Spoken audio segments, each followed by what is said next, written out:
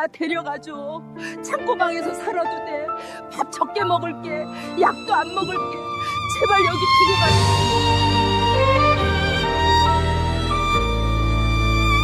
여보, 가자. 늦겠어. 잠깐만. 뭘 잠깐만이야. 어차피 결정한 거잖아. 어머니 죄송해요. 나중에 꼭 다시 올게요. 준성아! 준성아!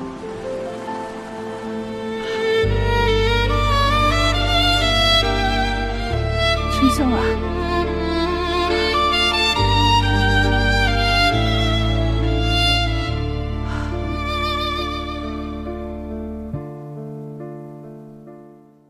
눈 내리던 날 초라한 시골집 앞에 옥부는 왜 홀로 남겨졌을까요? 그날 아무도 말하지 않았던 진실을 지금부터 전해드립니다. 끝까지 보시고 구독과 좋아요로 함께 해주세요. 지금 옥분의 전부는 점퍼 한 벌과 비닐봉지 하나뿐이었습니다. 이야기는 보름 전으로 거슬러 올라갑니다. 서울 강남의 고급 아파트 단지. 경비실 앞에 낯선 노인 한 명이 서 있었습니다. 구겨진 점퍼에 색바랜 운동화, 손에는 비닐봉지 하나가 전부였죠. 경비원이 의심스러운 눈초리로 노인을 훑어보았습니다. 어르신, 어디 가시는 거예요? 저기 동호회 사는 아들 집이에요. 경비원이 인터폰으로 확인 전화를 걸었습니다. 한참을 기다린 뒤에야 옥부는 안으로 들어갈 수 있었죠. 엘리베이터 안에서 옥부는 거울에 비친 자신의 모습을 보았습니다. 언제 이렇게 늙었을까? 주름투성이 얼굴에 푸석푸석한 피부. 70년을 살아온 세월이 얼굴에 고스란히 새겨져 있었죠. 23층에서 문이 열렸습니다. 옥부는 천천히 복도를 걸어 아들 집 앞에 섰죠. 초인종을 누르는 손이 떨렸습니다. 딸깍 문이 열리고 며느리 최미주의 얼굴이 나타났습니다. 미주는 시어머니의 행색을 보자마자 표정이 굳어졌습니다. 어머니, 이게 무슨 꼴이세요? 꼴. 그 한마디가 옥분의 가슴을 후벼 팠습니다. 하지만 지금은 서러워할 때가 아니었죠. 옥분은 비틀거리며 현관으로 들어섰습니다. 거실에서 텔레비전을 보던 아들 박준성이 벌떡 일어났습니다. 어머니, 갑자기 웬일이세요? 옥분이 거실 한가운데 털썩 주저앉았습니다. 다리에 힘이 풀려서 더는 서 있을 수가 없었죠. 여기까지 오는데 모든 기력을 다 써버린 것 같았습니다. 준성아, 미주야. 옥분의 목소리가 떨렸습니다. 나 이제 끝났어. 그 한마디에 거실의 공기가 얼어붙었습니다. 회사가 망했어. 전문 경영인으로 뽑은 김 전무가 횡령을 했어. 수백억을 빼돌리고 외국으로 도망갔어. 거래처 대금도 못 치르고 직원 월급도 밀리고 법원에서 회생 절차 들어갔는데 채권자들이 내 개인 재산까지 전부 가압류 걸었어. 옥분의 눈에 눈물이 글썽였습니다. 평생 흘리지 않던 눈물이었죠. 내 명의로는 10,000원짜리 하나 못 써. 집도 빼앗기고 땅도 빼앗기고 나한테 남은 건 아무것도 없어. 준성의 얼굴이 하얗게 질렸습니다. 하지만 옥부는 며느리의 표정을 더 선명하게 기억했죠. 미주의 눈동자가 빠르게 굴러가고 있었습니다. 걱정이 아니었습니다. 계산하는 눈빛이었죠. 그게 다가 아니야. 옥분이 힘겹게 말을 이었습니다. 채권자들이 혈안이 돼서 내 재산을 찾고 있어. 가족들한테도 손 뻗칠 거야. 이 집 내가 사준 거잖아. 15억. 그리고 준성이 사업 시작할 때 빌려준 5억. 기록이 다 남아있어. 미주의 안색이 창백해졌습니다. 채권자들이 그거 물고 늘어지면 큰일이야. 이 집을 빼앗길 수도 있고 받은 돈을 토해내야 할 수도 있어. 미안하다. 내가 너희한테까지 폐를 끼치게 됐구나. 옥분이 고개를 숙였습니다. 어깨가 떨리고 있었죠. 잠깐만요, 어머니. 미주가 한 발짝 다가서며 말했습니다. 이 집은 저희 거예요. 등기도 준성이 이름으로 돼 있잖아요. 그리고 그 5억은 빌린 게 아니라 주신 거잖아요. 옥분이 고개를 저었습니다. 차용증은 없지만 송금 기록은 남아있어. 법적으로 다투면 너희가 불리할 수 있어.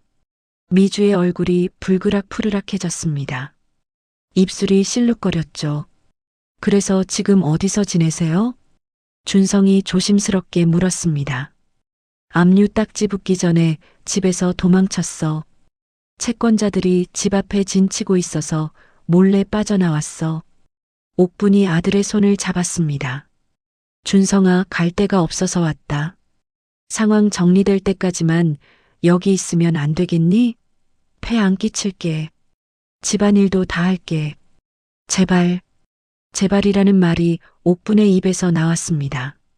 평생 남에게 구걸해 본 적 없는 사람이었죠. 자존심이 바닥까지 떨어지는 기분이었습니다. 하지만 어쩔 수 없었습니다. 지금 옥분에게는 아들밖에 없었으니까요. 침묵이 흘렀습니다. 미주가 입을 열려는 순간 준성이 먼저 말했습니다. 당연하죠, 어머니. 일단 들어오세요. 그날 밤 미주가 옥분에게 안내한 방은 거실 한쪽 베란다를 마가 만든 좁은 창고였습니다. 김치 냉장고와 청소 도구 사이에 접이식 침대 하나를 겨우 펼 수 있는 공간이었죠.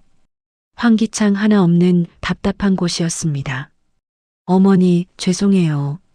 마땅한 방이 없어서요.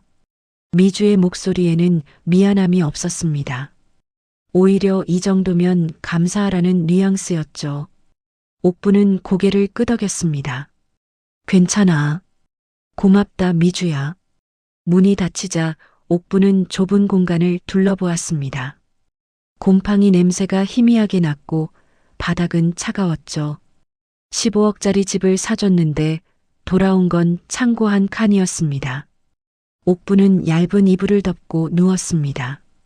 차가운 기운이 등을 파고들었죠. 천장에 금이 가 있었습니다. 그 금을 바라보며 옥분은 생각했습니다.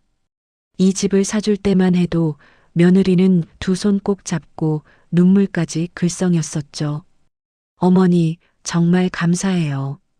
평생 은혜 잊지 않을게요. 그 말이 얼마나 가벼운 것이었는지 이제야 알 것 같았습니다. 옥분의 눈에서 눈물 한 방울이 흘러내렸습니다. 소리 없이 베개를 적시며 70평생 흘리지 않던 눈물이었죠. 하지만 아무도 그 눈물을 보는 사람은 없었습니다. 창밖으로 어둠이 내려앉았습니다. 서울의 밤은 깊어가고 창고 방은 점점 더 차가워지고 있었죠. 옥분은 몸을 웅크린 채 뜬 눈으로 밤을 새웠습니다. 옥분이 아들 집에 들어온 지 사흘째 되던 아침이었습니다. 새벽 5시, 아직 해도 뜨지 않은 시간에 옥분은 눈을 떴죠. 창고 방은 난방이 닿지 않아 숨을 쉴 때마다 입김이 피어올랐습니다. 온몸이 쑤시고 아팠죠. 차가운 바닥에서 자느라 허리가 굳어버린 것 같았습니다. 옥분은 몸을 일으키며 신음을 삼켰습니다. 아프다고 소리내면 안 됐죠. 폐 끼치지 않겠다고 약속했으니까요. 세수를 하고 거실로 나왔을 때 부엌 식탁 위에 메모지가 놓여 있었습니다. 며느리 미주의 글씨였죠. 어머니, 오늘 아침 7시까지 식사 준비해 주세요. 메뉴는 된장찌개, 계란말이, 나물 3가지. 준성이 출근 전에 드셔야 해요. 그리고 오늘 제 친구들이 점심에 오니까 집 청소 확실히 해주세요. 옥분은 메모지를 내려놓고 냉장고를 열었습니다. 손이 떨렸죠. 관절염 때문에 아침마다 손가락이 뻣뻣해지는데 약을 먹지 않아서 더 심했습니다.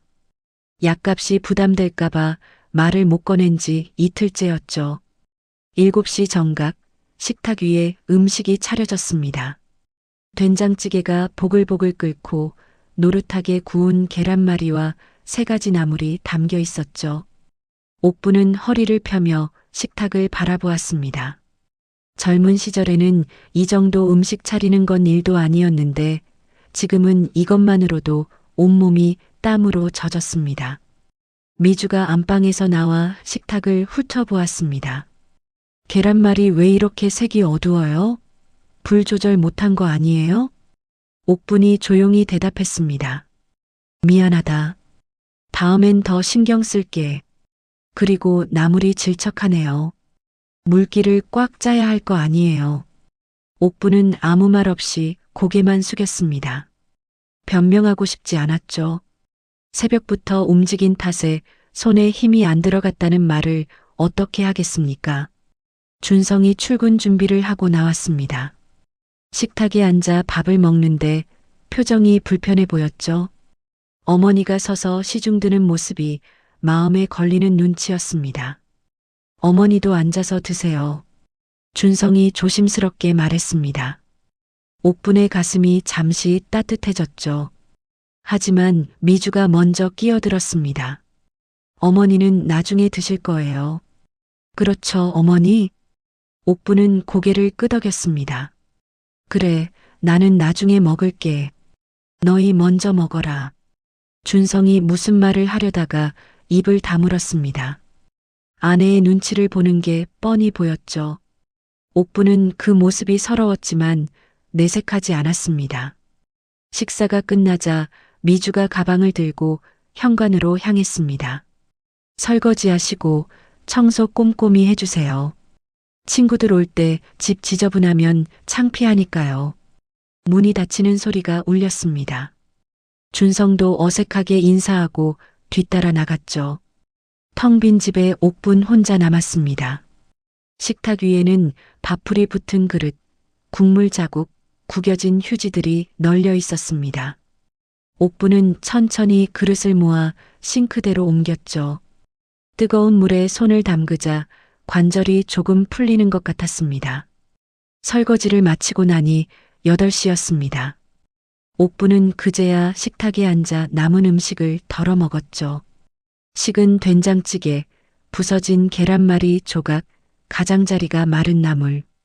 맛있게 먹었습니다. 배가 고팠으니까요. 낮 12시 현관 비밀번호 누르는 소리가 들렸습니다. 미주가 친구 3명을 데리고 들어왔죠. 화려하게 차려입은 여자들이 거실을 채웠습니다. 옥분은 청소를 막 끝낸 참이었죠. 온몸에 땀이 배어 있었습니다. 어머, 미주야. 집 진짜 좋다. 인테리어 새로 했어? 응, 작년에 좀 손봤어. 미주가 으쓱하며 대답했습니다. 옥분은 부엌에서 커피를 준비하며 그 대화를 들었죠. 인테리어 비용도 옥분이 보태줬다는 말은 빠져 있었습니다. 친구 하나가 옥분을 발견하고 물었습니다. 저분 누구야? 미주가 목소리를 낮추며 대답했습니다. 하지만 옥분의 귀에 다 들릴 만큼의 크기였죠. 시어머니야. 요즘 집에서 좀 도와주고 계셔. 시어머니가 집안일을? 와, 부럽다. 가사 도우미 안 써도 되겠네. 킥킥거리는 웃음소리가 들려왔습니다. 옥분의 손이 잠시 멈췄지만 이내 다시 커피를 내리기 시작했죠. 미주가 부엌으로 들어왔습니다. 어머니, 커피 4잔이요. 그리고 냉장고에 케이크 있으니까 예쁘게 썰어서 내와요. 옥분이 커피와 케이크를 쟁반에 담아 거실로 가져갔습니다. 허리가 아파서 걸음이 느렸죠. 친구들이 옥분을 위아래로 훑어보며 수군거렸습니다. 어머님, 감사합니다. 한 친구가 형식적으로 인사했습니다. 하지만 눈빛은 달랐죠. 낡은 옷차림의 노인을 내려다보는 시선이었습니다. 옥분은 묵묵히 고개만 숙이고 부엌으로 돌아갔습니다. 거실에서 대화 소리가 이어졌죠. 야, 근데 시어머니가 왜 갑자기 들어오신 거야? 미주가 한숨을 내쉬었습니다. 아휴, 말도 마. 회사가 망했대. 빚쟁이들한테 쫓긴다나 뭐라나. 그래서 갈 데가 없어서 우리 집으로 온 거야. 헐, 진짜? 예전에 엄청 잘 나가셨다며? 응. 그때는 그랬지. 근데 이제 빈털털이야. 친구들이 혀를 끌끌 찼습니다. 에고, 인생 모르는 거다. 그래도 집안일 해주시니까 다행이네. 미주가 콧웃음을 쳤습니다. 다행이긴. 밥값이 아까워. 매일 삼시세끼 드시는데 늙은 분이 또 잘 드셔. 웃음소리가 터져 나왔습니다. 옥부는 부엌 싱크대에 기대어 그 소리를 듣고 있었죠. 가슴이 뜨겁게 달아올랐습니다. 창피한 건지 서러운 건지 분한 건지 알 수가 없었습니다. 눈물이 차올랐지만 옥부는 꾹 눌러 삼켰죠. 저녁이 되어 친구들이 돌아갔습니다. 거실에는 케이크 부스러기와 커피 자국이 어지럽게 널려 있었죠. 미주가 소파에 드러누우며 말했습니다. 어머니, 정리 좀 해주세요. 그릇이랑 컵 치우고 바닥도 닦아요. 옥부는 아무 말 없이 정리를 시작했습니다. 무릎을 꿇고 바닥에 부스러기를 주었죠. 허리가 끊어질 것 같았지만 신음을 삼켰습니다. 70평생 이렇게까지 구차하게 산 적은 없었습니다.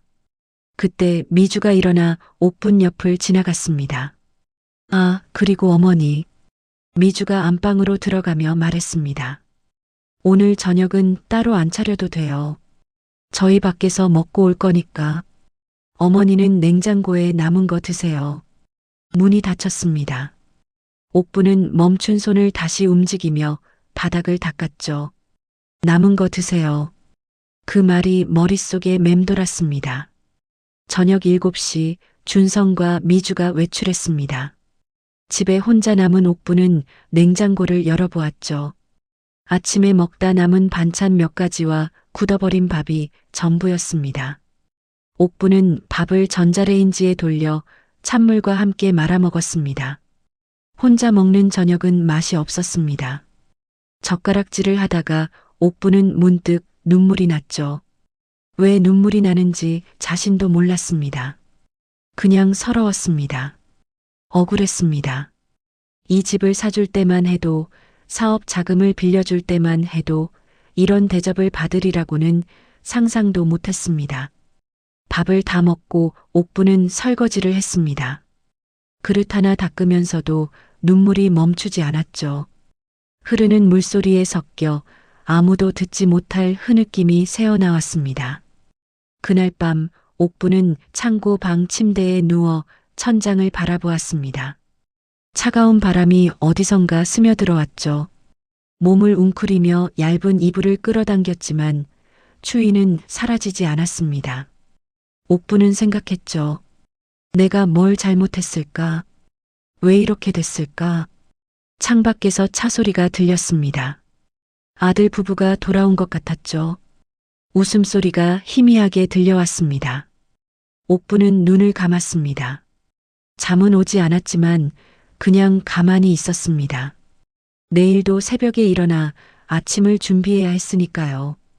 해시태그 3챕터 돈 먹는 하마 버려야 산다. 옥분이 아들 집에 머문 지 열흘이 지났습니다. 늦가을이 깊어지면서 아침 저녁으로 찬 기운이 매서워졌죠. 창고 방은 난방이 제대로 되지 않아 새벽이면 이불 속에서도 온몸이 떨렸습니다. 옥부는 이불을 머리끝까지 뒤집어 쓴 채 웅크리고 누워 있었죠. 관절이 쑤시고 허리가 아프고 손가락은 굳어서 펴지지 않았습니다. 약을 먹어야 했습니다.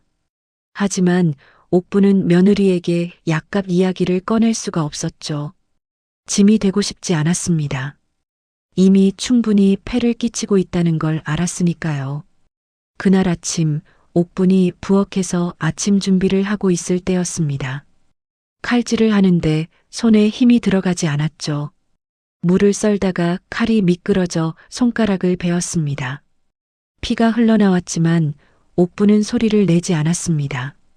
휴지로 손가락을 감싸고 다시 칼을 들었죠. 미주가 안방에서 나왔습니다. 옥분의 손가락에 감긴 휴지를 보더니 미간을 찌푸렸죠. 어머니, 손 다치셨어요? 아니야. 괜찮아. 살짝 베었어. 에휴, 조심하셔야죠. 피 묻은 손으로 요리하시면 어떡해요? 옥분이 고개를 숙였습니다. 미안하다. 씻고 다시 할게. 미주가 한숨을 내쉬며 냉장고를 열었습니다. 안을 훑어보던 미주의 표정이 굳어졌죠. 어머니, 어제 사온 소고기 어디 갔어요? 저녁에 불고기 해 먹지 않았니? 아니, 그게 아니라 남은 거요. 분명히 좀 남았는데. 아, 그건 아침에 국 끓이려고 조금 썼어. 미주가 냉장고 문을 쾅 닫았습니다. 어머니, 그거 그네 4만 원짜리 한우라고요. 그걸 그냥 국에 넣으면 어떡해요? 옥분의 얼굴이 붉어졌습니다. 몰랐어. 미안하다. 모르긴요. 어머니, 솔직히 말씀드릴게요. 미주가 팔짱을 끼고 옥분을 내려다보았습니다. 저희도 지금 형편이 안 좋아요. 어머니 때문에 집이 넘어갈 수도 있는 상황인데 아껴 쓰셔야죠. 비싼 거 막 쓰시면 저희가 감당이 안 돼요. 옥분은 아무 말도 할 수 없었습니다. 입술을 꽉 깨물고 고개만 숙였죠. 이 집을 사준 사람이 누구인데. 그 말이 목구멍까지 차올랐지만 옥분은 삼켰습니다. 지금 그런 말을 해봤자 무슨 소용이 있겠습니까? 그날 오후 옥분이 거실에서 빨래를 개고 있을 때였습니다. 미주가 약봉지를 들고 나타났죠. 옥분이 먹는 혈압약과 관절약이 담긴 봉지였습니다. 어머니, 이 약 한 달에 얼마예요? 옥분의 손이 멈췄습니다. 글쎄, 20만 원쯤? 미주의 눈이 커졌습니다. 20만 원이요? 매달이요? 그래. 혈압약이랑 관절약이 좀 비싸서. 미주가 약봉지를 식탁 위에 툭 내려놓았습니다. 어머니, 솔직히 말씀드릴게요. 20만 원이면 저희한테 큰 돈이에요. 어머니 식비에 생필품에 난방비까지 한 달에 50만 원은 더 나가요. 저희가 언제까지 이걸 감당해야 해요? 옥분의 가슴이 철렁 내려앉았습니다. 미안하다. 약을 좀 줄이든가, 줄이시든지 저렴한 걸로 바꾸시든지 하세요. 저희도 살아야 하잖아요. 미주가 돌아서 안방으로 들어갔습니다. 옥분은 한참 동안 그 자리에 서 있었죠. 손에 들린 빨래가 바닥으로 떨어졌지만 주울 힘이 없었습니다. 20만 원. 그 돈이 문제였습니다. 이 집을 사줄 때는 15억을 아무렇지 않게 내놓았는데 지금은 20만 원짜리 약값이 짐이 되어버렸죠. 옥분은 쓴웃음을 지었습니다. 이게 인생이구나. 돈이 없으면 사람 대접도 못 받는 거구나. 그날 저녁 옥분은 약을 먹지 않았습니다. 관절이 쑤시고 아팠지만 참았죠. 약값이 아깝다는 말을 들은 이상 더 이상 먹을 수가 없었습니다. 그날 밤이었습니다. 옥분이 창고방에서 통증을 참으며 누워 있는데 안방에서 부부의 대화 소리가 새어나왔습니다. 옥분은 귀를 기울이지 않으려 했지만 벽이 얇아서 다 들렸죠. 여보, 우리 진지하게 얘기 좀 해요. 미주의 목소리였습니다. 뭔데? 이 시간에. 준성의 목소리는 지쳐 있었죠. 어머니 문제요. 잠시 침묵이 흘렀습니다. 또 그 얘기야? 또 그 얘기 아니에요. 당신은 몰라서 그래요. 오늘 어머니 약값 물어봤는데 한 달에 20만 원이래요. 거기다 식비, 난방비, 생필품까지 합치면 50만 원이 넘어요. 저희가 언제까지 이걸 감당해요? 그래도 우리 엄만데. 당신 엄마니까 내가 여태 참은 거예요. 미주의 목소리가 높아졌습니다. 옥분은 이불을 움켜쥐었죠. 여보, 냉정하게 생각해봐요. 어머니가 여기 계시면 우리한테 좋을 게 뭐가 있어요? 채권자들이 이 집 물고 늘어지면 15억이 날아가요. 사업 자금 5억까지 합치면 20억이에요. 우리 인생이 끝나는 거라고요. 준성이 한숨을 내쉬는 소리가 들렸습니다. 그렇다고 엄마를 어떡하라고. 내보내야죠. 옥분의 심장이 멎는 것 같았습니다. 내보내야 한다. 그 말이 귓가에 맴돌았죠. 시골에 외할머니 돌아가시고 비어있는 집 있잖아요. 거기 수리해서 어머니 모셔다 드리면 되잖아요. 거기 사람 살 곳이 아니잖아. 최소한의 수리만 하면 되죠. 보일러랑 전기만 고치면 돼요. 거기 계시면 채권자들도 못 찾아오고 우리도 안전하잖아요. 옥부는 숨을 죽이고 그 다음 말을 기다렸습니다. 여보, 현실을 봐요. 어머니는 지금 돈 먹는 하마예요. 드시는 것도 많고 약값도 비싸고. 근데 우리한테 해주시는 게 뭐가 있어요? 집안일? 그거 가사도우미 있으면 훨씬 나아요. 어머니는 그냥 짐이에요. 짐, 짐. 그 단어가 옥분의 가슴에 박혔습니다. 눈물이 흘러내렸지만 소리를 낼 수 없었죠. 여보, 나 당신이랑 잘 살고 싶어요. 우리 미래를 위해서 지금 결단을 내려야 해요. 버려야 우리가 살아요. 버려야 산다. 그 말이 어둠 속에서 울렸습니다. 옥부는 이불을 입에 물었죠. 흐느낌이 새어나올까봐. 한참의 침묵 끝에 준성의 목소리가 들렸습니다. 알았어. 일단 이번 주말에 그 집 상태나 보러 가자. 옥부는 눈을 감았습니다. 아들마저 자신을 버리기로 했습니다. 20억을 줬어도 평생을 바쳤어도 결국 돌아온 건 이것이었죠. 창밖에서 바람소리가 들렸습니다. 옥부는 소리 없이 울었습니다.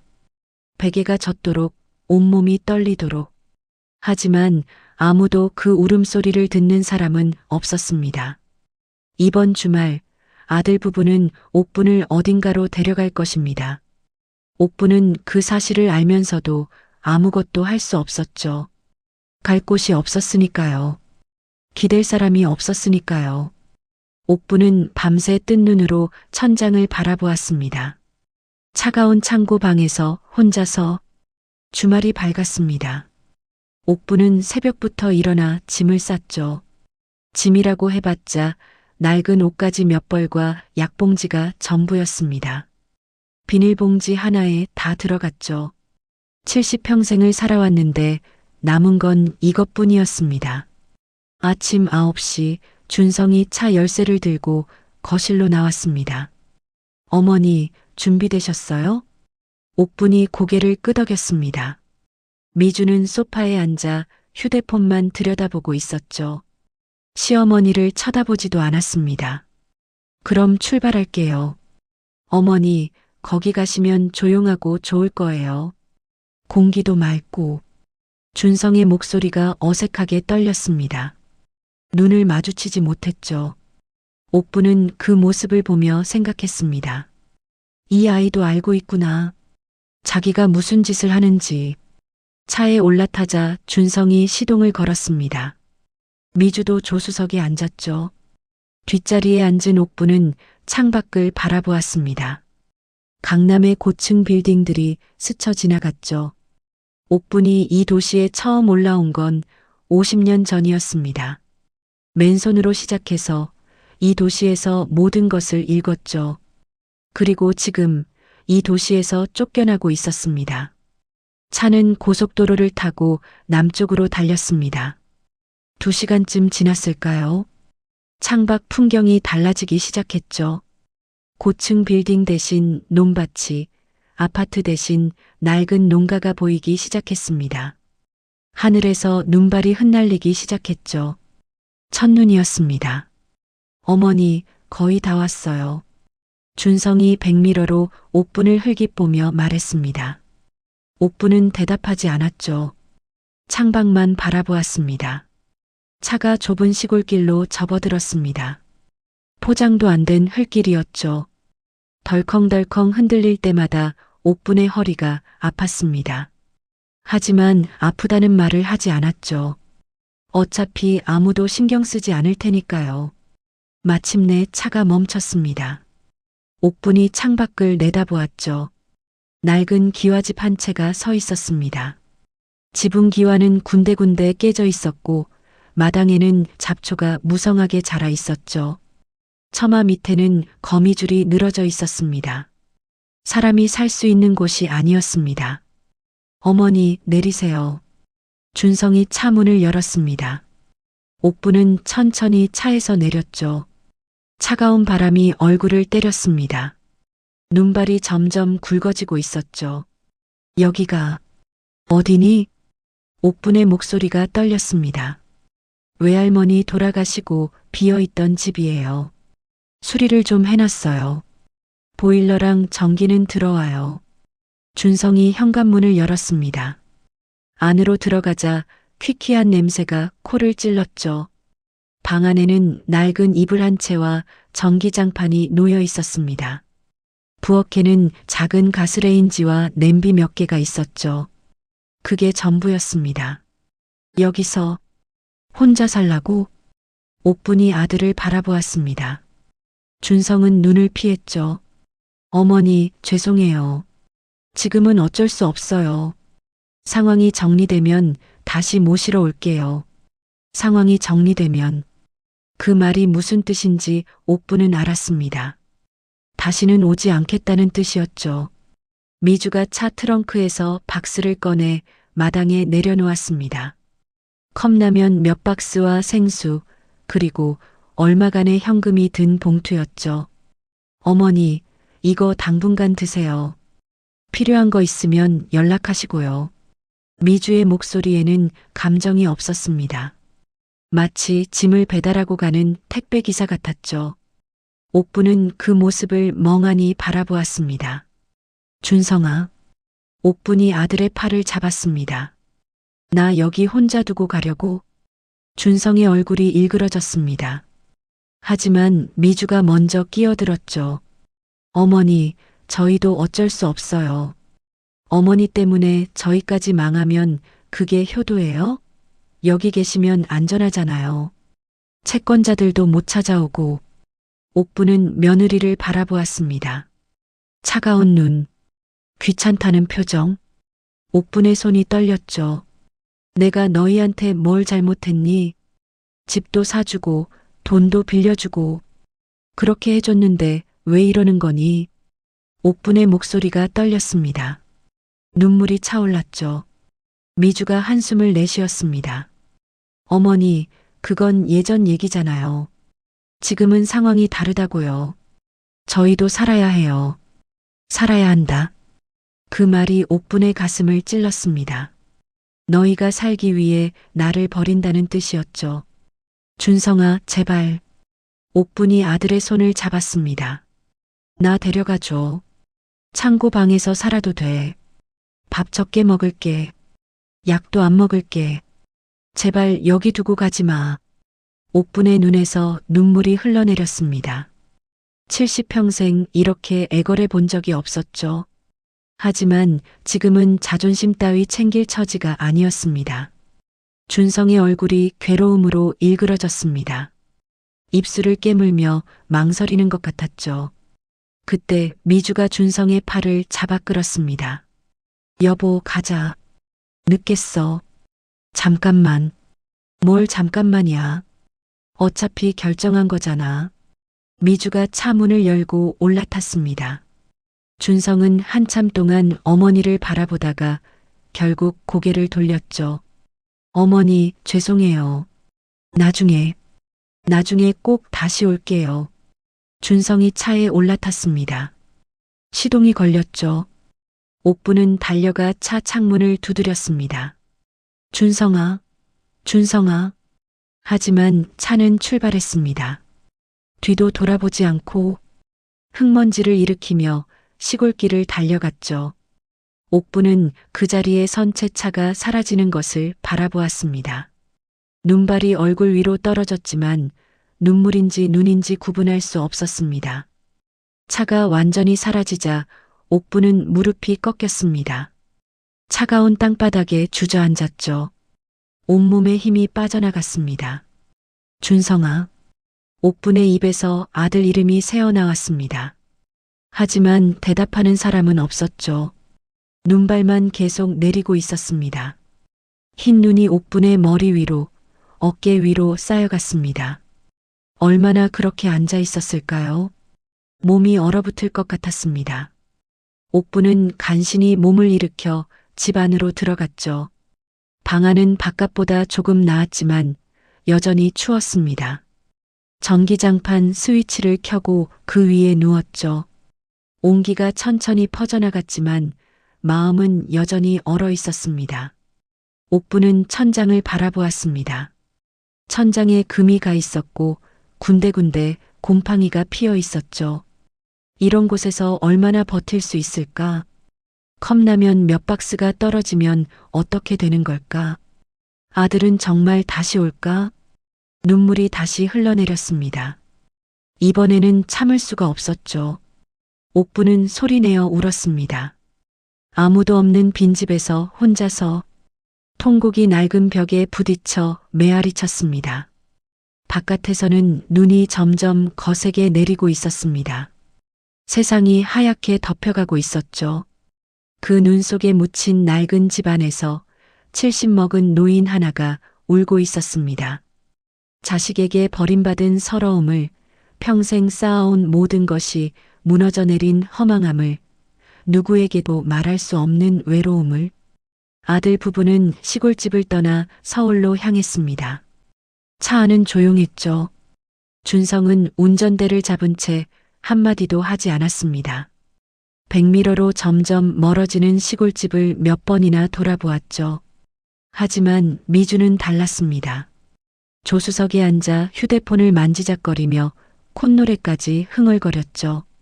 여보, 왜 그래? 얼굴이 안 좋아 보여. 미주가 준성을 흘깃 보며 물었습니다. 아무것도 아니야. 어머니 때문에 그래. 에이, 너무 신경 쓰지 마.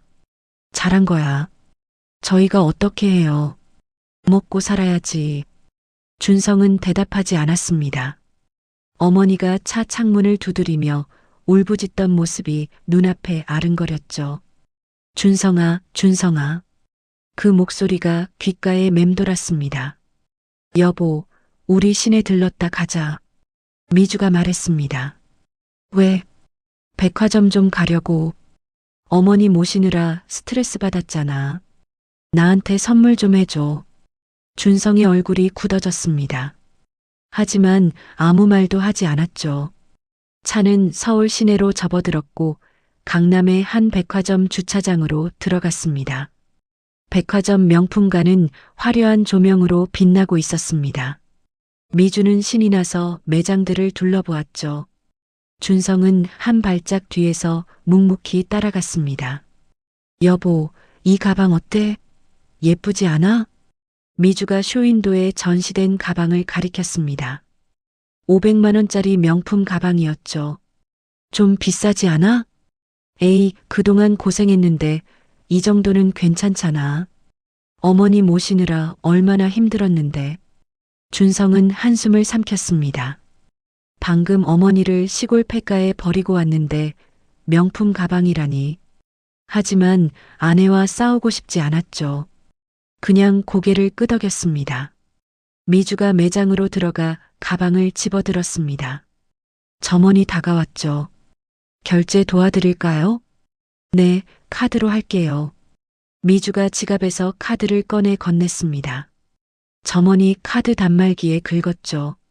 잠시 후 점원의 표정이 어색해졌습니다. 손님, 죄송한데요. 카드가 거절됐어요. 네. 뭐라고요? 한도 초과라고 뜨는데요. 미주의 얼굴이 붉어졌습니다. 창피했죠. 뒤에 다른 손님들도 있었으니까요. 그럴 리가 없는데. 다시 한번 해보세요. 점원이 다시 카드를 긁었습니다. 하지만 결과는 같았죠. 거래 거절. 다른 카드로 해볼게요. 미주가 지갑을 뒤져 다른 카드를 꺼냈습니다. 하지만 그 카드도 거절됐죠. 세 번째 카드도, 네 번째 카드도 마찬가지였습니다. 이게 뭐야? 왜 다 안 되는 거야? 미주의 목소리가 떨렸습니다. 점원이 난처한 표정을 지었죠. 손님, 카드사에 문의해 보시는 게. 알았어요. 미주가 카드를 낚아채며 매장을 나왔습니다. 준성이 황급히 뒤따랐죠. 여보, 왜 그래? 무슨 일이야? 몰라. 카드가 다 안 돼. 이상해. 미주가 휴대폰을 꺼내 카드사에 전화를 걸었습니다. 신호음이 울리고 상담원이 연결됐죠. 네, 고객님. 무엇을 도와드릴까요? 제 카드가 갑자기 안 되는데요. 확인 좀 해주세요. 잠시 대기음이 흘렀습니다. 그리고 상담원의 목소리가 돌아왔죠. 고객님, 확인 결과 고객님의 모든 카드에 거래 정지 조치가 내려져 있습니다. 거래 정지요? 왜요? 자세한 내용은 법무팀에서 연락이 갈 예정입니다. 현재로서는 안내드리기 어렵습니다. 미주의 얼굴이 하얗게 질렸습니다. 전화를 끊고 준성을 바라보았죠. 여보, 이상해. 카드가 다 정지됐대. 준성도 불안한 표정이 됐습니다. 주머니에서 휴대폰을 꺼내 자신의 계좌를 확인했죠. 잔액 조회를 누르자 화면에 메시지가 떴습니다. 해당 계좌는 현재 거래가 제한되어 있습니다. 뭐야 이게? 준성의 목소리가 떨렸습니다. 그때 미주의 휴대폰이 울렸죠. 모르는 번호였습니다. 여보세요? 최미주 씨 되십니까? 낯선 남자 목소리였습니다. 차분하고 낮은 톤이었죠. 네, 그런데요. 누구세요? 저는 김 실장이라고 합니다. 이옥분 회장님의 비서입니다. 미주의 눈이 커졌습니다. 이옥분 회장? 비서? 네. 무슨 말씀이세요? 회장이라뇨? 이옥분 회장님께서 직접 말씀하실 내용이 있으십니다. 지금 위치가 어디십니까? 미주는 혼란스러웠습니다. 시어머니가 회장, 비서? 무슨 소리인지 이해할 수 없었죠. 잠깐만요. 시어머니가 회장이라고요? 회사 망했다면서요. 빚쟁이한테 쫓긴다면서요. 전화기 너머로 짧은 침묵이 흘렀습니다. 그리고 김 실장의 목소리가 다시 들려왔죠. 회장님의 지시로 말씀드립니다. 귀하와 남편 박준성 씨의 모든 자산이 동결됐습니다. 현재 살고 계신 아파트도 본래 회장님 명의로 되어 있으며 이번 주 내로 명도 절차가 진행될 예정입니다. 미주의 손에서 휴대폰이 미끄러질 뻔했습니다. 뭐라고요? 또한 박준성 씨가 운영하던 사업체의 프랜차이즈 가맹 계약이 해지됐습니다. 회장님께서 투자하신 자금 5억 원에 대한 반환 청구 소송도 준비 중입니다. 미주의 무릎이 꺾였습니다. 백화점 복도 한가운데서 주저앉았죠. 지나가는 사람들이 힐끔힐끔 쳐다보았지만 미주는 신경 쓸 여유가 없었습니다. 이게 무슨... 시어머니가 뭔데? 회장이라니. 옥분내 프랜차이즈. 들어보셨습니까? 미주의 머릿속이 하얘졌습니다. 옥분내. 전국에 150개 매장을 가진 그 곰탕 프랜차이즈.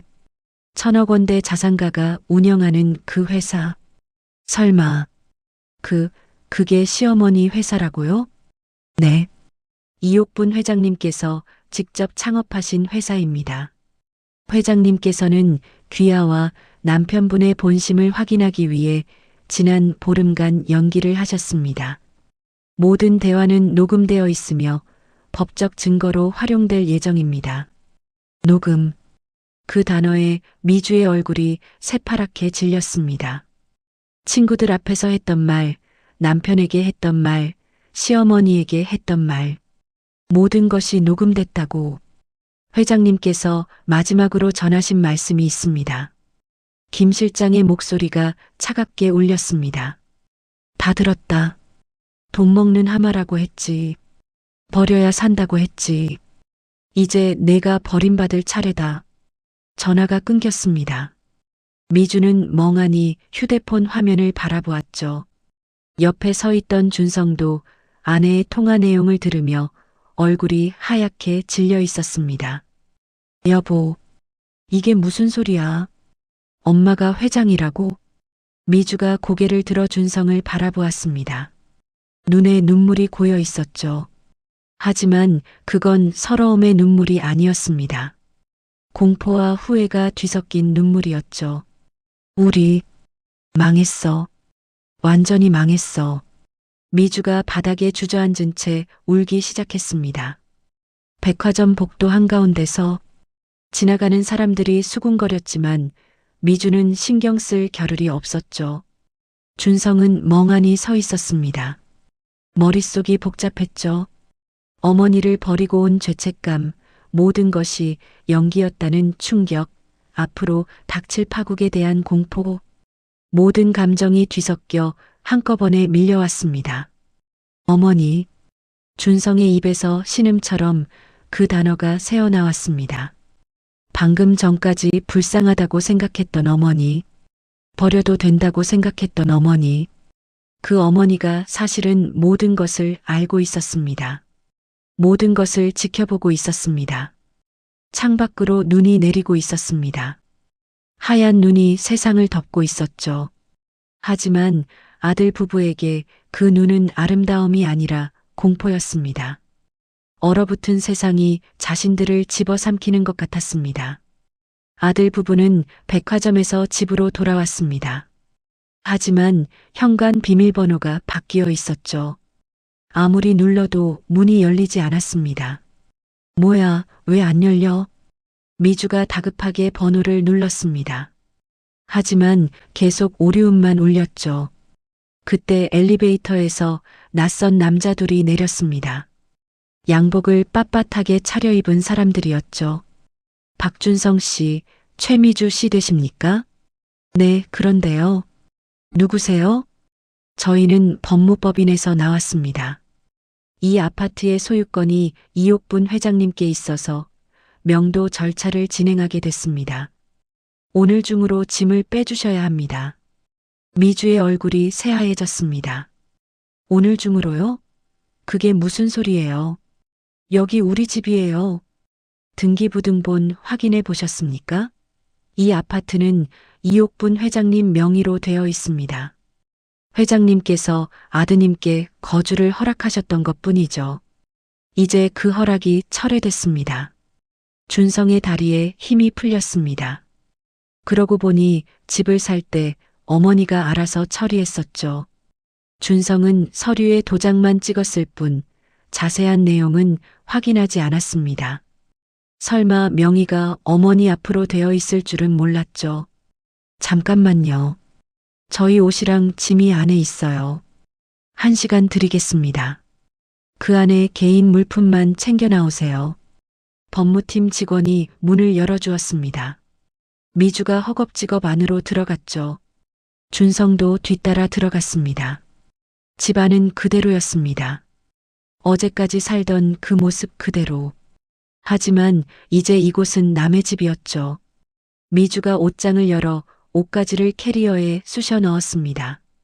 손이 떨려서 제대로 접히지도 않았죠. 여보, 어떡하냐고. 미주가 울먹이며 말했습니다. 준성은 아무 대답도 할 수 없었죠. 자신도 어떻게 해야 할지 몰랐으니까요.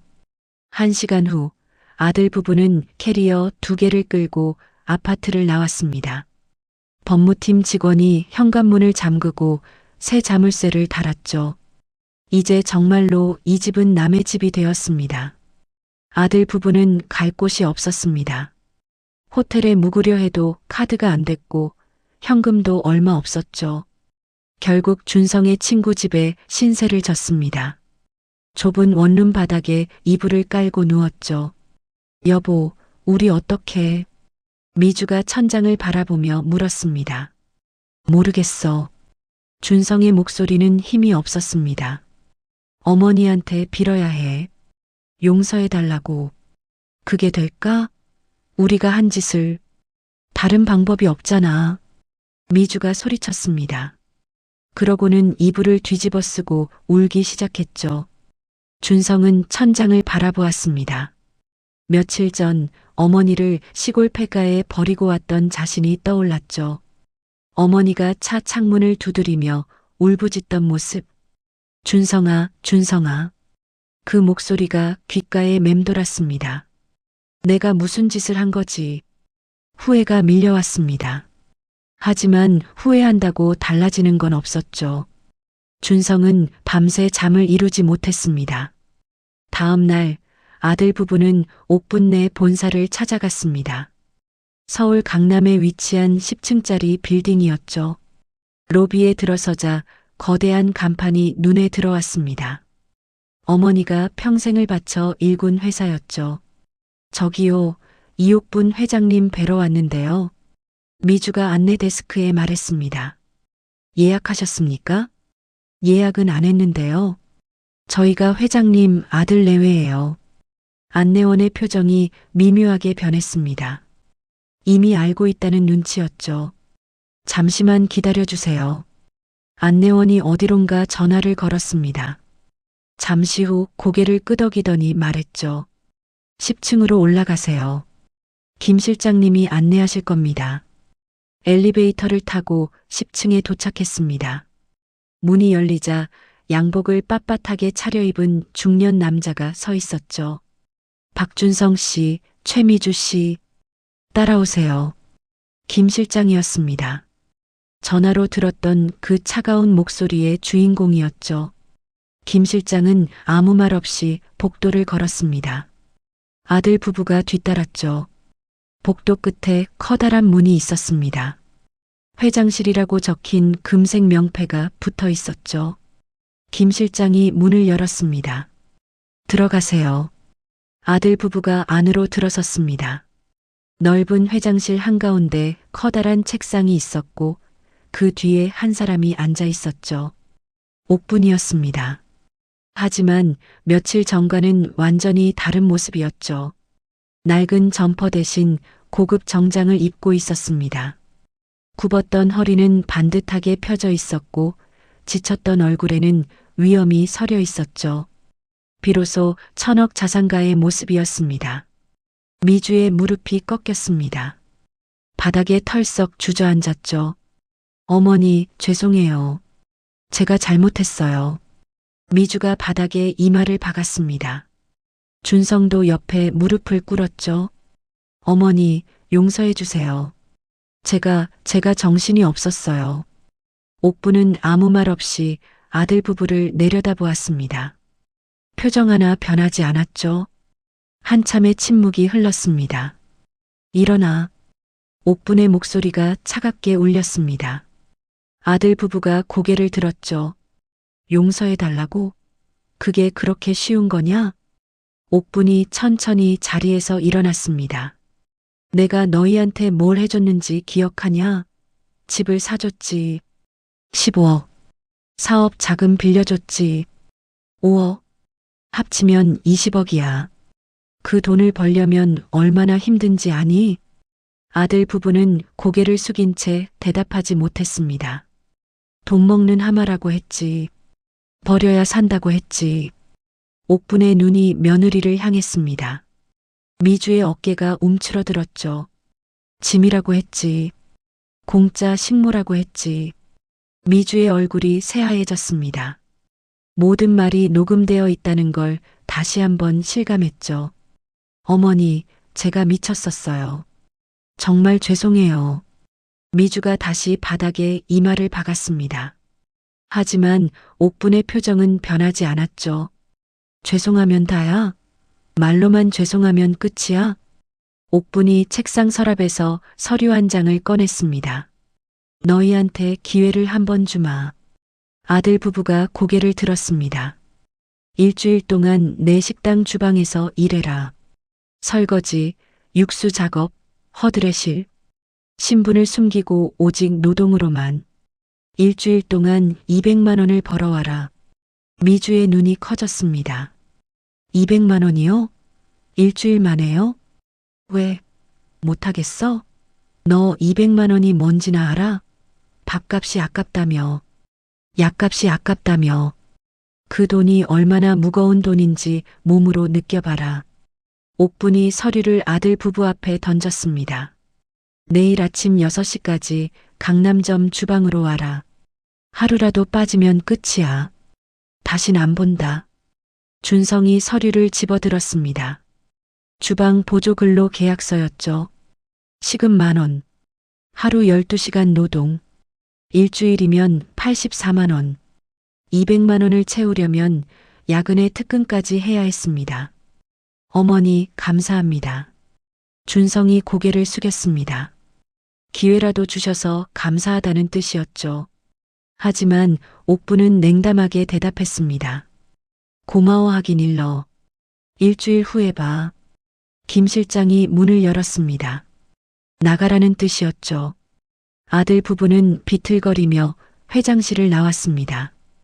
다음 날 새벽 5시 아들 부부는 일어났습니다. 친구 집 좁은 원룸에서 몸을 일으키는데 온몸이 찌뿌드드했죠.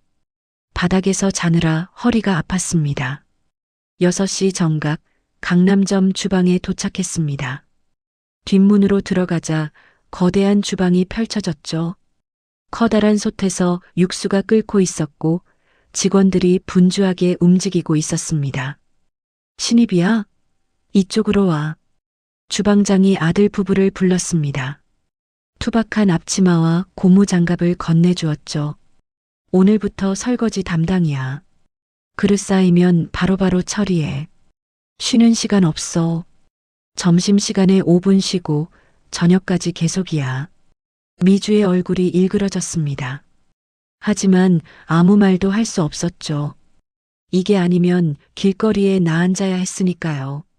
점심 장사가 시작되자 그릇이 폭포처럼 쏟아졌습니다. 미주는 싱크대 앞에 서서 쉴 새 없이 그릇을 닦았죠.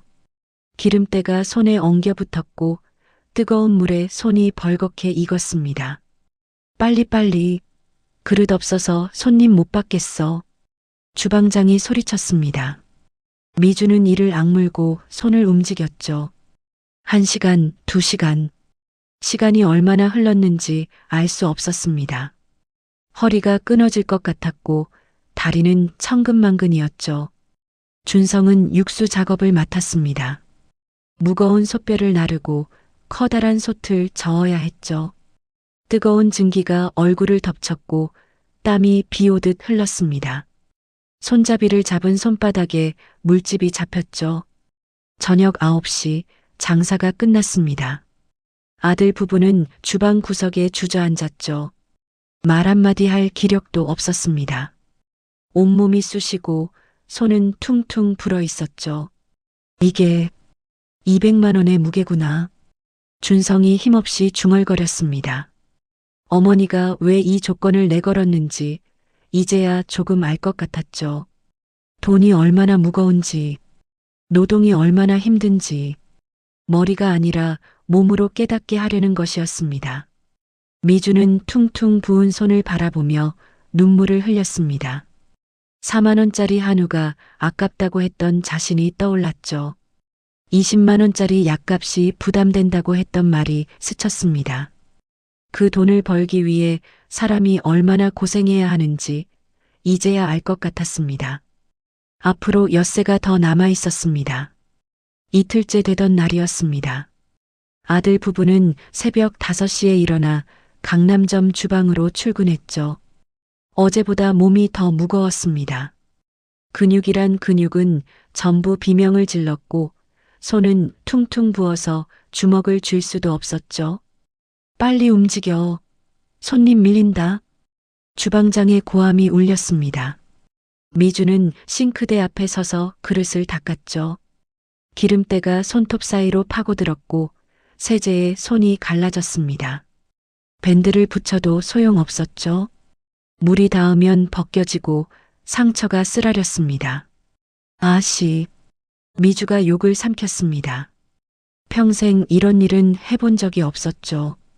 백화점에서 쇼핑하고 호텔 뷔페에서 밥 먹고 친구들과 수다 떠는 게 일상이었는데 지금은 기름때 묻은 그릇이나 닦고 있었습니다. 점심시간이 되자 그릇이 산더미처럼 쌓였습니다. 미주는 쉴 틈 없이 손을 움직였죠. 허리가 끊어질 것 같았습니다. 다리는 천근만근이었고 눈앞이 아찔했죠. 잠깐만 잠깐만 쉬면 안 돼요? 미주가 주방장에게 물었습니다. 쉬긴 뭘 쉬어. 그릇 다 닦고 쉬어. 주방장이 차갑게 대답했습니다. 미주는 이를 악물었죠. 눈물이 차올랐지만 꼭 참았습니다. 준성은 육수 작업을 하고 있었습니다. 무거운 솥뼈를 나르고 커다란 솥을 저어야 했죠. 팔이 빠질 것 같았습니다. 어깨가 결렸고 손바닥에는 물집 위에 또 물집이 잡혔죠. 뜨거운 증기가 얼굴을 덮칠 때마다 눈이 따가웠습니다. 땀이 눈으로 흘러들었고 앞이 잘 안 보였죠. 하지만 손을 멈출 수 없었습니다. 멈추면 육수가 눌어붙었으니까요. 야, 거기 불 줄여! 선임 조리사가 소리쳤습니다. 준성이 황급히 가스불을 줄였죠. 조금만 늦었으면 육수가 다 탔을 뻔했습니다. 정신 똑바로 차려! 여기가 어딘데 멍하니 있어! 죄송합니다. 준성이 고개를 숙였습니다. 회사에서는 과장 소리 들으며 부하 직원들에게 지시하던 사람이었죠. 지금은 20살짜리 젊은 조리사한테 혼나고 있었습니다. 저녁이 되어 장사가 끝났습니다. 아들 부부는 주방 구석에 주저앉았죠. 말 한마디 나눌 기력도 없었습니다. 나 못하겠어. 미주가 먼저 입을 열었습니다. 뭐? 못하겠다고. 이게 사람이 할 짓이야? 하루 종일 기름때 묻은 그릇이나 닦고. 손 봐. 이게 사람 손이야? 미주가 손을 내밀었습니다. 손등이 갈라지고 손가락은 세제에 빨갛게 부풀어 있었죠. 그래도 버텨야지. 엿새만 더하면 되잖아. 엿새? 엿새를 더하라고? 난 하루도 못 버티겠어. 미주가 소리쳤습니다. 지친 목소리였지만 날카로웠죠. 당신이나 해. 난 이런 거 못해. 태어나서 이런 일 해본 적 없다고.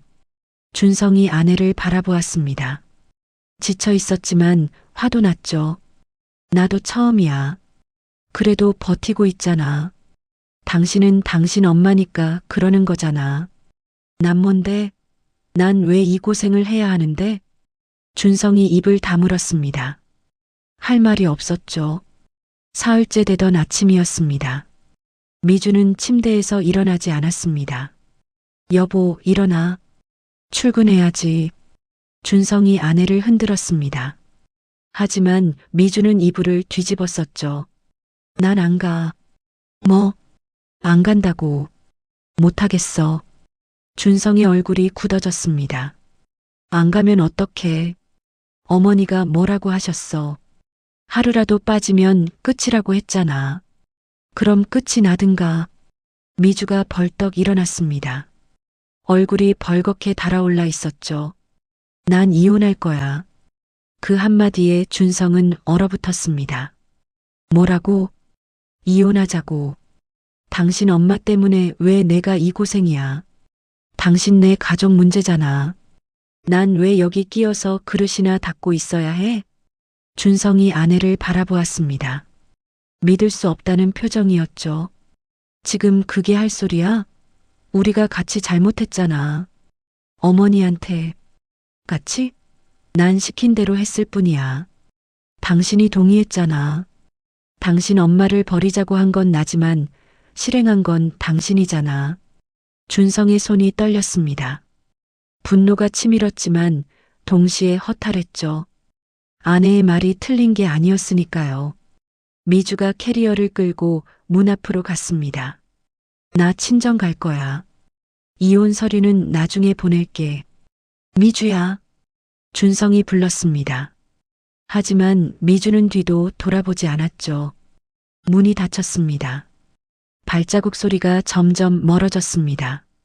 그리고 완전히 사라졌죠. 준성은 한참 동안 닫힌 문을 바라보았습니다. 아내가 떠났습니다. 집도 잃고 돈도 잃고 이제 아내까지 잃었죠.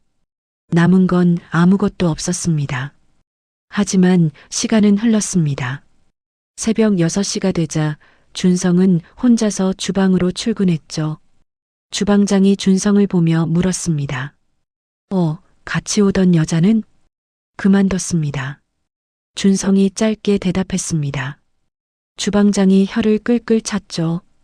역시 며칠 못 버티더라. 그래, 넌 할 수 있겠어?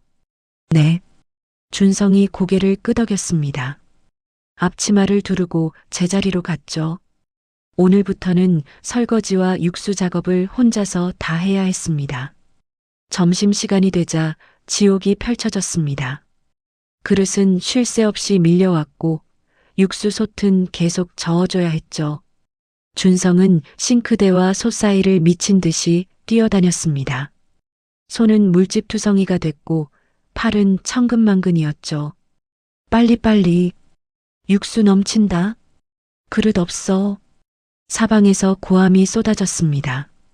준성은 정신없이 움직였죠.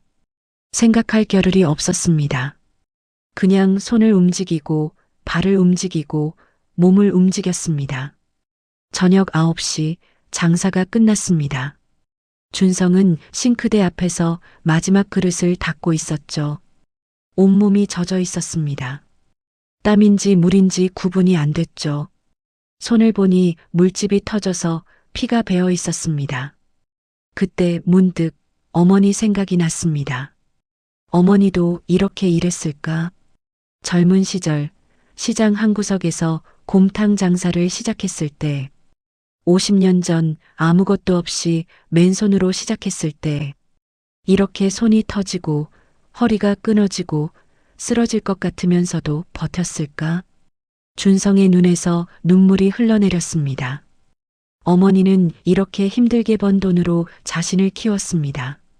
대학 보내주고 결혼시켜주고 집 사주고 사업 자금까지 대줬죠. 그 돈이 얼마나 무거운 돈인지 준성은 이제야 알았습니다. 그런데 자신은 뭘 했습니까? 어머니를 짐이라고 했습니다. 돈 먹는 하마라고 했습니다. 시골 폐가에 버려두고 뒤도 돌아보지 않았습니다. 어머니, 준성의 입에서 신음이 새어나왔습니다. 무릎이 꺾여 싱크대 앞에 주저앉아 소리내어 울었습니다. 서러웠습니다. 부끄러웠습니다. 자신이 한 짓이 너무나 끔찍했습니다. 주방에는 아무도 없었습니다. 준성의 울음소리만 텅 빈 공간에 울려 퍼졌죠. 한참을 울다가 준성은 손을 내려다보았습니다. 물집이 터지고 굳은 살이 박혀 있었죠. 어머니의 손도 이랬을 겁니다. 아니, 더 거칠었을 겁니다. 50년 동안 솥을 젓고 그릇을 닦고 뼈를 나르며 일했으니까요. 준성은 주먹을 꽉 쥐었습니다. 반드시 해내겠습니다. 어머니, 아직 나흘이 남아 있었습니다. 준성은 자리에서 일어났습니다. 비틀거렸지만 쓰러지지 않았죠. 앞치마를 벗으며 결심했습니다. 무슨 일이 있어도 끝까지 버티겠다고. 창밖에서 눈이 내리고 있었습니다. 세상이 하얗게 덮여가고 있었죠. 하지만 준성의 마음은 오히려 선명해지고 있었습니다. 일주일이 지났습니다. 준성은 단 하루도 빠지지 않고 주방에 출근했죠. 새벽 5시에 일어나 밤 9시까지 설거지를 하고 육수를 젓고 솥뼈를 날랐습니다. 손에는 굳은 살이 두껍게 박혔고 허리는 펴지지 않았죠. 하지만 준성은 버텼습니다. 쓰러질 것 같아도 포기하고 싶어도 이를 악물고 버텼습니다. 마지막 날 저녁 장사가 끝난 뒤 주방장이 준성에게 다가왔습니다. 수고했어. 솔직히 처음엔 며칠 못 버틸 줄 알았는데. 준성이 힘없이 웃었습니다. 저도 그렇게 생각했습니다. 내일 월급 받으러 오면 돼. 야근 수당까지 해서 210만 원 정도 나올 거야. 210만 원. 일주일 동안 죽어라 일해서 번 돈이었죠. 예전 같았으면 한 끼 외식비도 안 되는 돈이었습니다. 하지만 지금은 달랐죠. 이 돈이 얼마나 무거운지 준성은 온몸으로 알았습니다.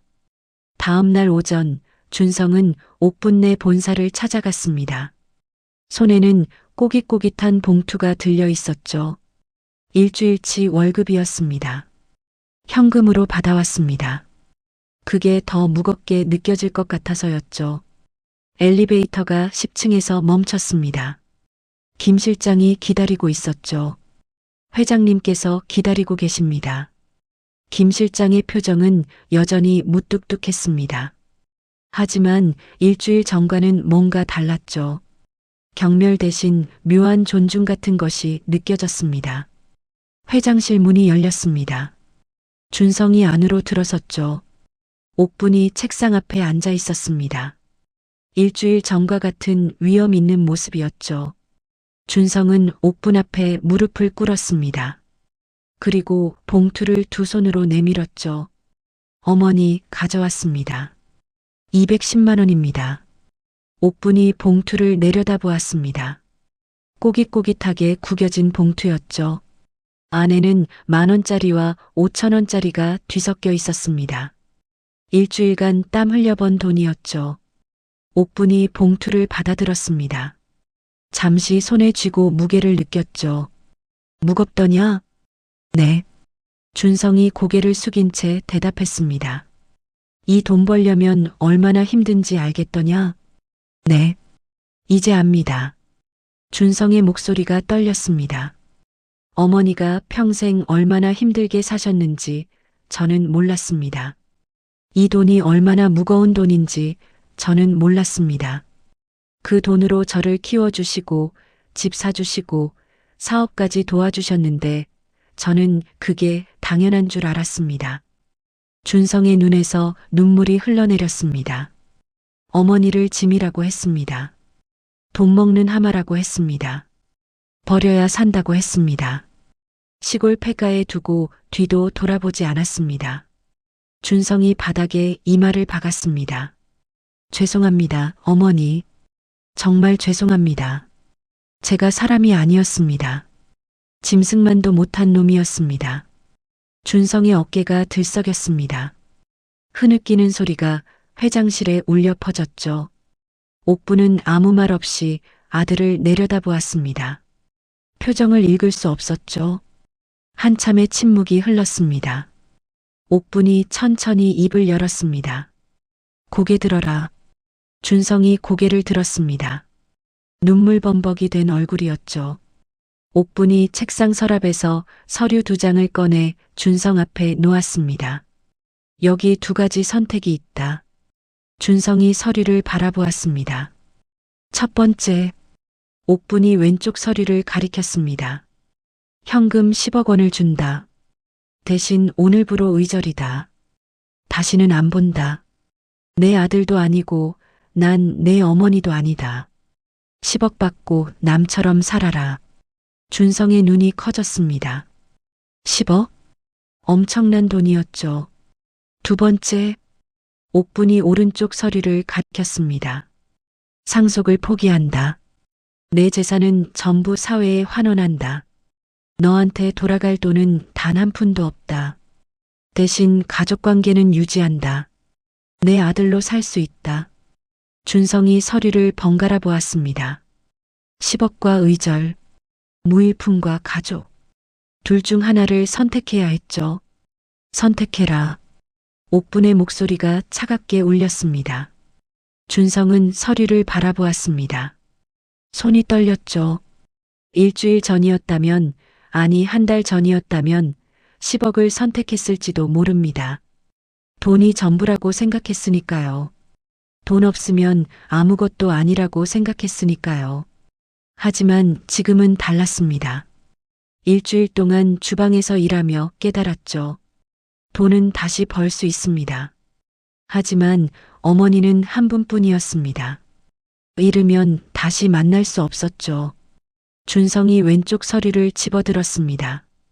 10억 원과 의절 각서가 적힌 서류였죠. 어머니, 준성이 서류를 들어 옥분에게 보여주었습니다. 그리고 천천히 찢었습니다. 쭉, 2조각이 됐죠. 다시 찢었습니다.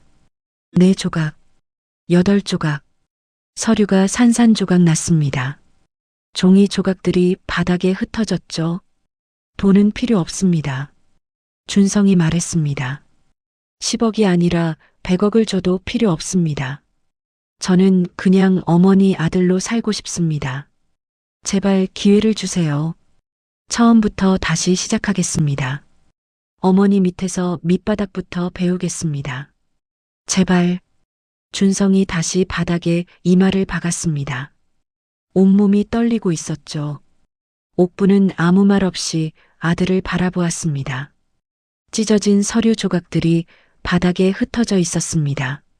10억 원을 포기한 증거였죠. 준성은 돈 대신 어머니를 선택했습니다. 한참의 침묵이 흘렀습니다. 옥분이 천천히 자리에서 일어났습니다. 책상을 돌아 아들 앞에 섰죠. 준성은 여전히 바닥에 엎드려 있었습니다. 일어나라. 옥분의 목소리가 부드러워졌습니다. 준성이 고개를 들었죠. 옥분이 손을 내밀었습니다. 일어나. 준성이 어머니의 손을 잡았습니다. 거칠고 주름진 손이었죠. 50년 동안 솥을 젓고 그릇을 닦고 뼈를 나르며 일한 손이었습니다. 준성은 그 손을 잡고 일어났죠. 옥분이 아들의 손을 내려다보았습니다. 물집이 터지고 굳은 살이 박힌 손이었죠. 손이 많이 상했구나. 괜찮습니다. 아프지? 아프지 않습니다. 옥분이 아들의 손을 쓰다듬었습니다. 거친 손이 거친 손을 어루만졌죠. 이 손이면 됐다. 옥분이 말했습니다. 굳은 살 박힌 이 손이면 다시 시작할 수 있다. 준성의 눈에서 또다시 눈물이 흘러내렸습니다. 하지만 이번에는 다른 눈물이었죠. 서러움이 아니라 감사함이었습니다. 옥분이 아들을 끌어안았습니다. 70평생 강하게만 살아온 어머니가 아들을 안았죠. 다시는 이러지 마라. 옥분의 목소리가 떨렸습니다. 네, 어머니. 돈보다 사람이 먼저다. 잊지 마라. 네, 잊지 않겠습니다. 두 사람은 한참 동안 그렇게 서 있었습니다. 어머니와 아들이 서로를 안고 창밖으로 햇살이 쏟아져 들어왔죠. 눈이 그친 뒤에 맑은 햇살이었습니다. 옥분이 아들을 놓아주며 말했습니다. 내일부터 출근해라. 네, 회사 말이다. 내일부터 출근해. 준성의 눈이 커졌습니다. 단 조건이 있다. 옥분이 손가락을 들어 보였습니다. 임원 자리 없다. 말단 직원부터 시작이다. 바닥부터 배워라. 주방에서 일한 것처럼 처음부터 다시 시작해라. 준성이 고개를 끄덕였습니다. 감사합니다, 어머니. 고마워하긴 일러. 일 못하면 바로 잘린다. 봐주는 거 없어. 옥분이 웃었습니다. 일주일 만에 처음 보는 웃음이었죠. 준성도 따라 웃었습니다. 눈물이 마르기도 전에 웃음이 나왔죠. 회장실을 나온 준성은 엘리베이터를 타지 않았습니다. 계단을 걸어 내려갔죠. 한층 한층 내려가며 생각했습니다. 처음부터 다시 시작이다. 바닥부터. 그래, 그게 맞다. 로비에 내려오자 옥분이 기다리고 있었습니다. 밥 먹으러 가자. 네. 밥. 안 먹었잖아. 옥분이 먼저 걸어갔습니다. 준성이 뒤따랐죠. 두 사람은 나란히 건물을 나섰습니다. 거리에는 눈이 쌓여 있었습니다. 하얀 눈이 세상을 덮고 있었죠. 하지만 이제 그 눈은 차갑지 않았습니다. 오히려 깨끗하게 느껴졌죠. 새로운 시작을 알리는 것 같았습니다. 옥분이 근처 식당으로 들어갔습니다. 옥분 내 프랜차이즈 매장이 아니라 작은 분식집이었죠. 여기, 왜, 비싼 데 가고 싶어? 아니요. 여기 좋습니다. 두 사람은 마주 앉아 떡볶이와 순대를 시켰습니다. 소박한 음식이었죠. 하지만 준성에게는 그 어떤 음식보다 맛있었습니다. 옥분이 떡볶이를 집어먹으며 말했습니다. 미주는 어떻게 됐냐? 준성이 젓가락을 멈추었습니다. 이혼하자고 했습니다. 그래서 놔줄 생각입니다. 옥분이 고개를 끄덕였습니다. 잘 생각했다. 그 애는 처음부터 아니었어. 준성이 쓴웃음을 지었습니다. 제가 못 봤습니다. 사람은 어려울 때 본심이 나오는 법이다. 이번에 확실히 봤잖아. 준성이 고개를 끄덕였습니다. 아내는 어려울 때 도망갔죠. 하지만 어머니는 끝까지 기회를 주셨습니다. 누가 진짜 가족인지 이제야 알았습니다. 어머니, 응, 앞으로 잘하겠습니다. 정말로. 옥분이 아들을 바라보았습니다. 그리고 조용히 웃었죠. 그래, 믿는다. 창밖으로 눈이 녹기 시작했습니다. 처마 끝에서 물방울이 떨어졌죠. 겨울이 지나고 봄이 오듯이 두 사람에게도 새로운 계절이 시작되고 있었습니다.